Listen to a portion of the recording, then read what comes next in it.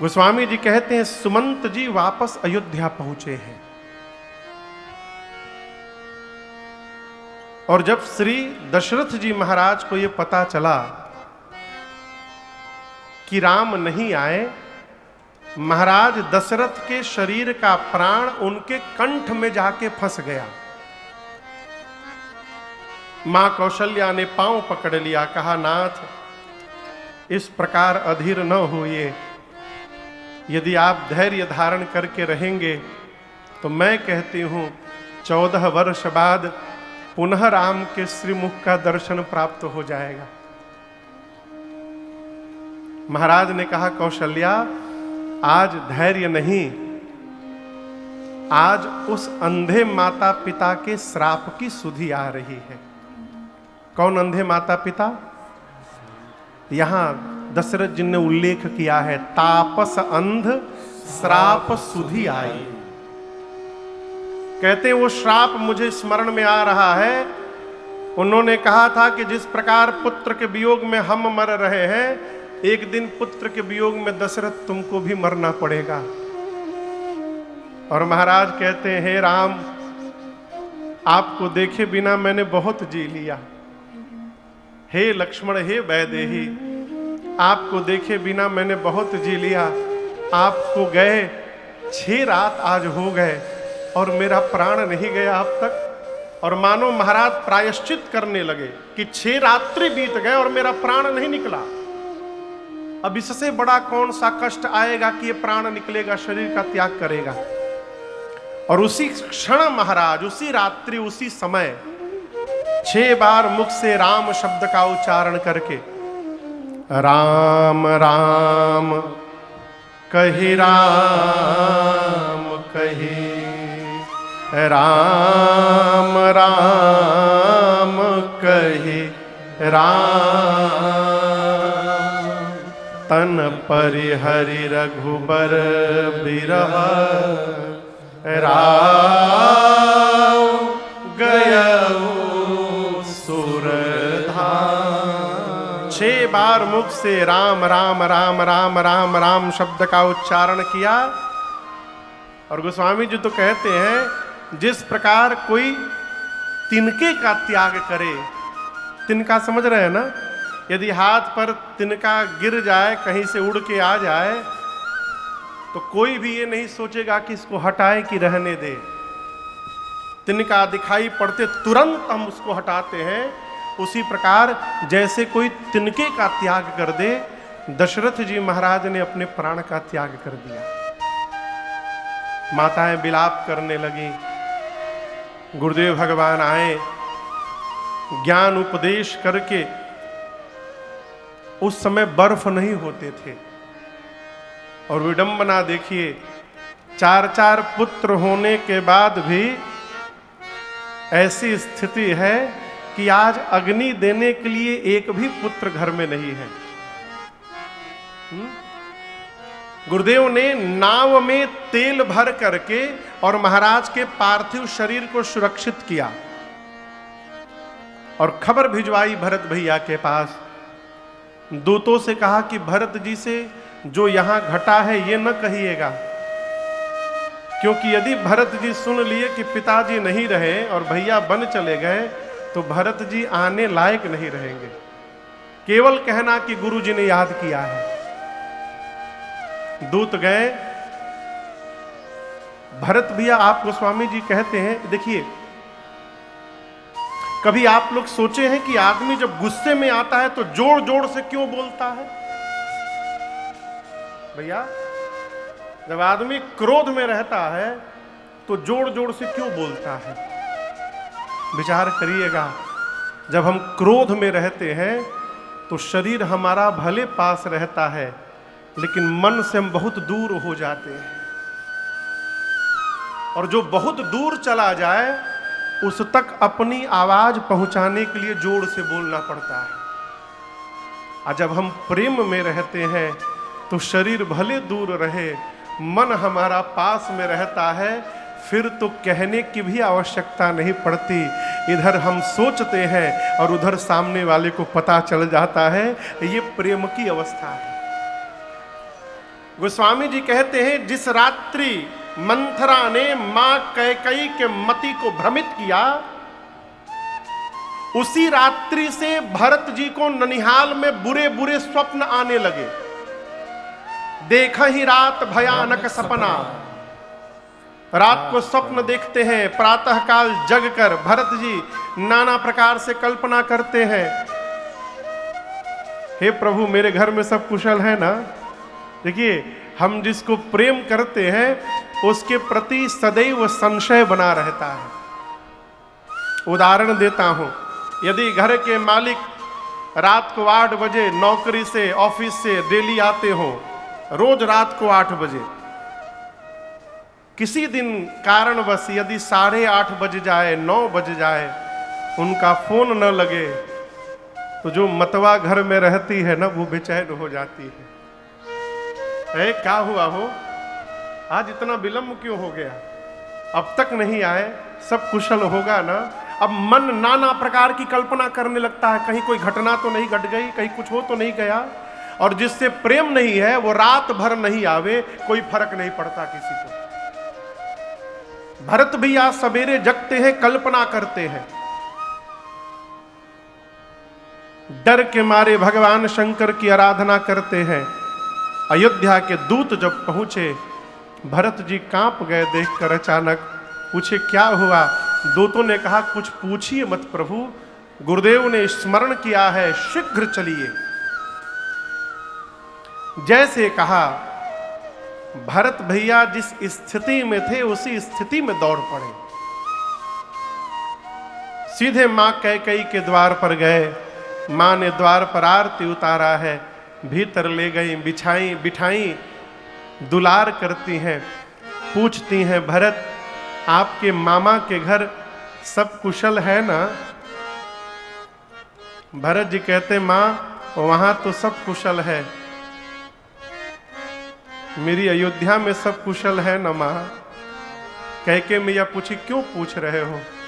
भरत जी बोले मां आज मैं जब अयोध्या में प्रवेश किया ना तो मुझे ऐसा लगा कि मेरी अयोध्या के श्री का हरण हो गया।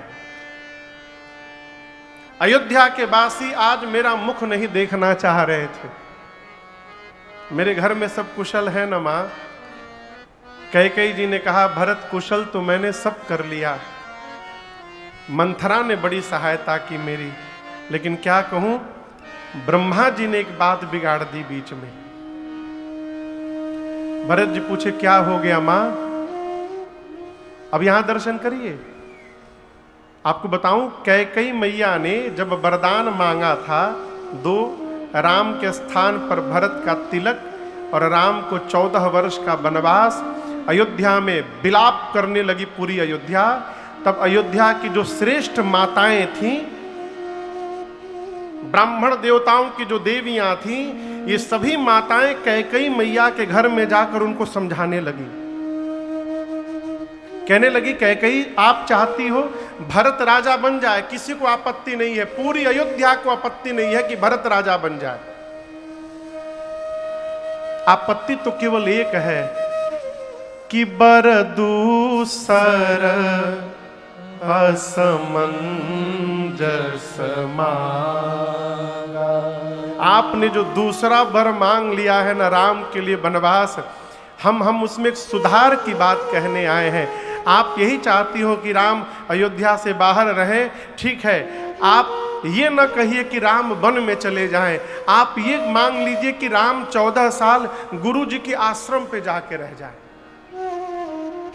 हम ये भी स्वीकार कर लेंगे कि राम 14 वर्ष गुरु आश्रम में रह लेंगे, लेकिन राम वन में भेजने लायक नहीं है। कैकेयी मैं कहती हूं तुम विचार करके देखो, राम यदि बन जाएंगे तो क्या सीता घर में रहेंगी? राम यदि बन चले गए तो क्या लक्ष्मण घर में रहेंगे? ये माताएं पहले बता चुकी हैं। और तुम्हारा पुत्र भरत जिस राम को भगवान मानता है, तुम विचार करो क्या भरत कभी राम के सिंहासन पर बैठेंगे? और यदि राम सीता और लक्ष्मण वन में चले गए तो तुम्हारे प्राणपति महाराज क्या जीवित बचेंगे? कैकेयी, ये सब घटित होगा। राम के साथ लक्ष्मण भी जाएंगे, सीता भी जाएंगी, तुम्हारा भरत भी राजा नहीं बन पाएगा और तुम्हारे मांग का सिंदूर भी समाप्त होगा। लेकिन आपको कल बताया था, मां जानती है कि मेरा राम जब तक बन नहीं जाएगा तब तक केवल राम रहेगा। यदि मेरा राम बन चला गया तो राम नहीं रहेगा, फिर मर्यादा पुरुषोत्तम राम बन जाएगा। इसलिए राम को बन भेजना है। और राम को, राम से मर्यादा पुरुषोत्तम राम बनाने के लिए यदि कैकेयी को कलंक के पहाड़ के नीचे दबना पड़े तो मैं उसके लिए भी तैयार हूं। ये मां ने जो कुछ भी किया जानबूझकर किया। कैकेयी मैया ने भरत जी से कहा, भरत मैंने सब ठीक कर लिया था, लेकिन क्या कहूं, ब्रह्मा जी ने एक काम बिगाड़ दी बीच में। भरत जी पूछे, क्या हुआ मां? मां कैकेयी कांपती हुई बोली, भरत अब आपके पिताजी नहीं रहे। गोस्वामी जी कहते हैं, भरत भैया सुने, हाँ तात, हाँ तात, तात तात, हाँ तात पुकारी। तात तात कह के भरत जी खड़े खड़े गिर पड़े धरती पर, लगे छटपटाने। कैकेयी मैया संभाल करती है। भरत जी बिलख कर पूछे, मां क्या हुआ था मेरे बाबूजी को? और यहां कैकेयी मैया ने सब बता दिया, छिपा करके नहीं बताया, जो जो किया था वो बता दिया। और भरत भैया जब सुने कि मेरे बड़े भैया वन में चले गए, राम जी के वनवास की बात कान में आते भरत जी अपने पिताजी की मृत्यु भूल गए। गोस्वामी जी कहते हैं, भरत ही बिसरेऊ पितु मरन, सुनत राम बन गौन, हेतु अपन पौ जान जिय, थकित रहे धरि मौन। मेरे कारण, अब यहां दर्शन करिए, भरत जी ना कैकेयी मैया का अपराध मानते हैं, न मंथरा का, न महाराज दशरथ का। भरत जी कहते हैं किसी का अपराध नहीं है, अपराध तो मेरा है। न ये पापी भरत जन्म लेता, न इस पापी को तू राजा बनाने का सपना देखती। ये सब मेरे कारण हुआ है। भरत जी गए मां कौशल्या के पास, गोद में बैठकर बिलख कर कहने लगे, मां मैं सौगंध लेकर कहता हूं मां, भैया के बन जाने में मेरी कोई सहमति नहीं है मां। यदि प्रभु के वनवास में मेरी तनिक भी इच्छा हो तो जो पाप गुरु की हत्या से लगता है भरत को लग जाए मां। जो पाप माता पिता की हत्या से लगता है मैं लेने को तैयार हूं मां। भरत जी 28 पाप कह गए कि ये सारे पाप मुझे लग जाएं। कौशल्या मैया ने भरत जी से कहा, भरत सूर्य को देखे हो ना, सूर्य के आने से अंधकार समाप्त हो जाता है, परंतु भरत ये संभव है कि किसी दिन अंधकार ही सूर्य को समाप्त कर दे। ये संभव हो सकता है। जल से निकलने के बाद मछली मरे नहीं जीवित रह जाए, यह भी संभव हो सकता है। ज्ञान होने के बाद भी मोह समाप्त न हो, यह भी संभव हो सकता है। लेकिन मेरा भरत अपने भैया राम के विरुद्ध जाकर कोई व्यवहार करेंगे, ये किसी युग में संभव नहीं है। भरत, ऐसा कदापि नहीं हो सकता है। रात भर भरत जी मां की गोद में बैठे रहे। प्रातः काल हुआ, गुरुदेव भगवान आए, चंदन की लकड़ी की चिता सजाई गई सरजू मैया के तट पर, और गुरु आज्ञा प्राप्त करके भरत भैया ने पिताजी को मुखाग्नि दी है। श्राद्ध कर्म हुआ। कितने दिन में श्राद्ध कर्म होता है? कहिए। 13 दिन में, कहीं 12 दिन में, कहीं 16 दिन में। आपसे एक बात कहूं, श्राद्ध कर्म बड़ी श्रद्धा से करना चाहिए। श्रद्धा शब्द से ही श्राद्ध शब्द की उत्पत्ति हुई है। श्राद्ध कर्म ये बताता है कि जाने वाले के प्रति हमारी कितनी श्रद्धा थी। लेकिन इससे एक आगे की मैं बात कहूंगा, मरने के बाद श्रद्धा बाद में दिखाई जाए। जब तक श्रेष्ठ जीवित है, जितनी श्रद्धा दिखानी है दिखा ली जाए, बाद में कितनों भी दिखाते रहे उसका कोई अर्थ मतलब होने वाला नहीं। कई लोग बाबूजी जीवित रहते हैं तो एक गिलास पानी भी नहीं देते, मरने के बाद दान पे दान करते हैं। दान का क्या मतलब है, आप बताओ क्या मतलब है? माता पिता जीवित हैं, इसलिए जितना करना है उनके लिए कर जाइए। आजकल की सबसे बड़ी समस्या, घर में कोई घटना घट जाती, बच्चे कहते हैं ऑफिस से छुट्टी नहीं मिल पा रही है, लास्ट दिन हम आएंगे। आपको तो एक घटना बताऊं, आप आश्चर्यचकित हो जाएंगे। 2 साल पहले लखनऊ में एक आर्मी से रिटायर्ड अधिकारी, मनोज जी, आर्मी से रिटायर्ड बहुत बड़े अधिकारी लखनऊ में रहते थे। उनके 2 बेटे दोनों अमेरिका में। यहां पति पत्नी घर में केवल बुजुर्ग थे, रहते थे। कोरोना के कारण बच्चे 3 साल से घर नहीं आए थे भारत। मां बेचारी रटती थी, आ जाओ आ जाओ, छुट्टी नहीं है मां आएंगे, छुट्टी नहीं है मां आएंगे। और रटते रटते माई चली गई। मां जब मर गई तो पिता ने फोन किया कि वो तो तुम दोनों को नहीं देख पाई, कम से कम तुम दोनों आकर उसको एक बार देख लो। 2 दिन बाद शिव भैया छोटका बेटा आया। 2 दिन पिता पार्थिव शरीर को रखा रहा बर्फ में, बेटे आ रहे हैं। 2 दिन बाद छोटा बेटा आया, दरवाजा खोलकर घुसा, पिताजी थे सामने। पिताजी बोले भैया, तो छोटा बेटा बोला पिताजी काम का बहुत प्रेशर है भैया पर। भैया ने कहा है कि मां मरी है, तुम चले जाओ, जब पिताजी मरेंगे तो मैं चला जाऊंगा।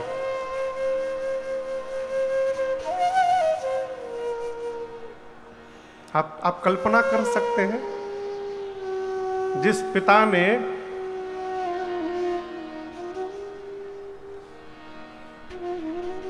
क्या बीती होगी उस पिता के ऊपर, आप कल्पना करिए।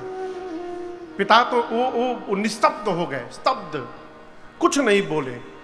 5 मिनट बैठे रहे, उठकर चुपचाप कमरे में गए, दरवाजा बंद किए और 10 मिनट बाद गोली चलने की आवाज आई। अपने को मार लिए गोली, पत्र लिख करके गोली मारे। उसमें लिखा था कि तुम बहुत कष्ट करके आए हो, मैं नहीं चाहता हूं ये कष्ट तुम्हारे भैया को भी करना पड़े। तुम आ ही गए हो, तब एक ही बार माता पिता दोनों का श्राद्ध तेरा ही करके चले जाओ। इस प्रकार के व्यक्ति को मनुष्य कहना भी पाप है। ये मनुष्य नहीं है, ये तो पशु से भी गए गुजरे हैं। देखिए, राम जी कहते हैं जो पुत्र अपने माता पिता को संतुष्ट नहीं कर पाया, वो पुत्र कहलाने का अधिकारी ही नहीं है।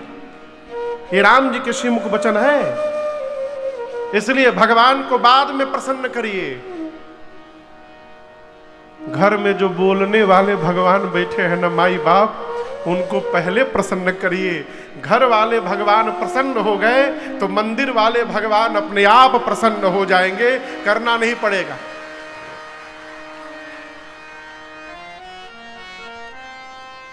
श्राद्ध कर्म हुआ और इसके बाद श्रद्धांजलि सभा बैठी।